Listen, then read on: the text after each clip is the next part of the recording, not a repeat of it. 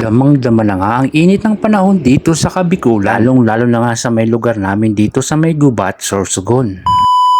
Mga bossing, isang pagbati na naman sa inyo ng matagumpay na araw na naman. For today's video nga ay ibabahagi ko na naman sa inyo ang mga kaganapan ko ngayong araw. Eto nga at busy na naman kami sa pag-aasikaso dito sa aming kusina. Dating gumising na naman nga ako ng maaga para ihanda itong mga lulutuin ko. Isang buwan na nga lang ang pasukan at magbabakasyon na naman mga bossing. Eto nga yung pinakahihintay kong pagkakataon. Tuwing bakasyon kasi ay nakakapagpahinga tayo mga bossing dahil nga hindi po ako araw-araw magluluto. At syempre, hindi rin ako gigising ng maaga para mag-asikaso ng mga lulutuin. Kapag bakasyon kasi sa school, bali ang mga niluluto ko lang ay ang mga pa-order ko. So, hindi po tayo mauobliga magluto araw-araw para paninda po natin sa school. Bali, 2 buwan rin po tayong hindi magpupuyat mga bossing. Kaya makakapagbuelo rin po tayo sa pagbablog. Lilibutin po natin yung buong Sorsogon mga bossing. Bali, sasamantalahin natin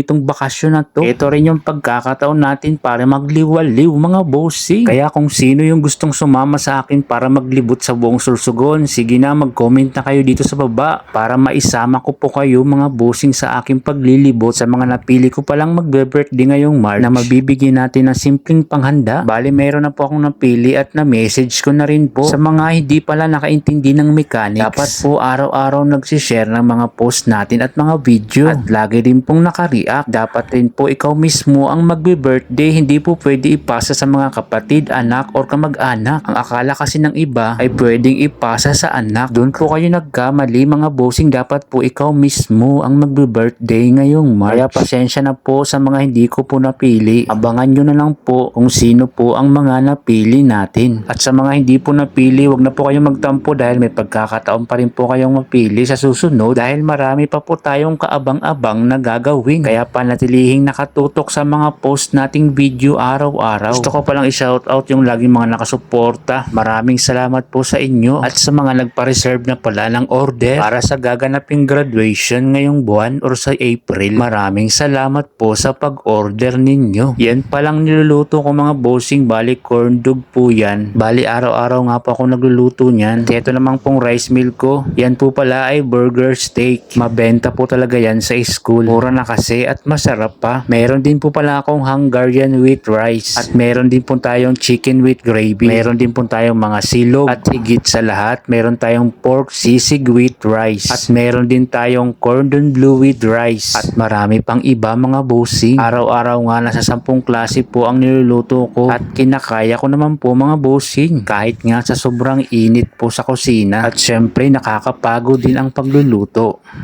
Pero dahil yun po ang napili kong profesyon, kaya syempre pinapanindigan ko po yan. Kaya dapat i-enjoy na lang para maganda ang buhay. So paano yan mga bossing? Bukas uli. Maraming salamat po sa palaging pagsuporta.